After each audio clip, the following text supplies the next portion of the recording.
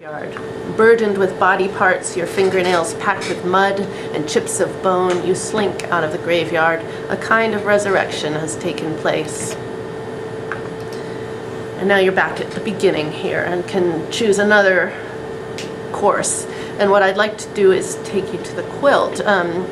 You'll remember that I established this parallel between sewing and writing, and here it's taken in another direction. Kind of visual image made out of the sort of basic structure of the StorySpace program itself, in which the text boxes become the patches in a patchwork quilt.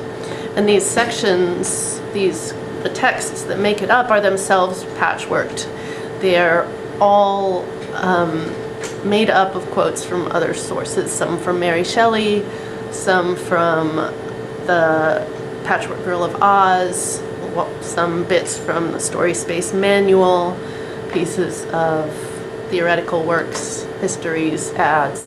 Plenty of time to make the girl, yet the task was not so easy as you may suppose. I found that I could not compose a female without devoting several months to profound study and laborious disquisition. I began to collect the materials necessary for my new creation: magic lanterns, peep show boxes, waking dreams, geometrical demonstrations, philosophical doctrines, fortifications and impediments, cartographic surveys, and engineering machines of all sorts.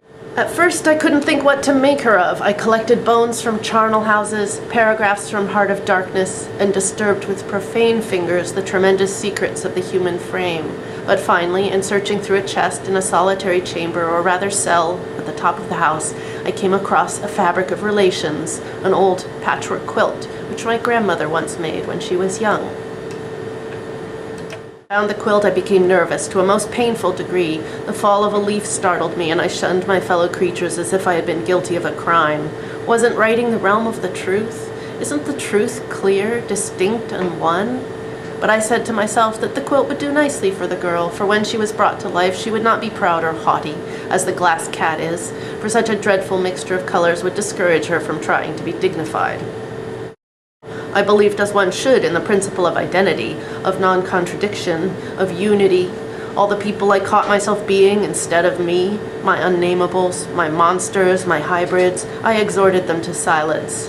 But the stubborn matter of the fetus assumed the literal shape of concealed passions.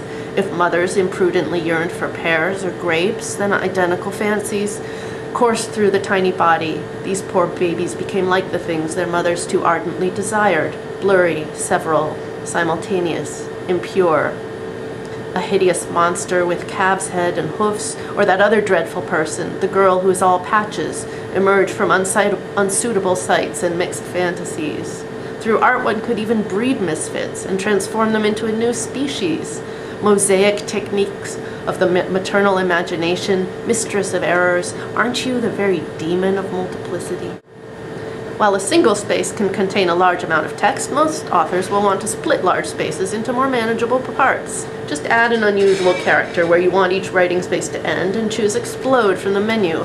I cut up the quilt, creating a new copy of each paragraph in its own writing space. The exploded spaces are all created inside a new writing space, a very well-shaped girl, which I stuffed with cotton wadding.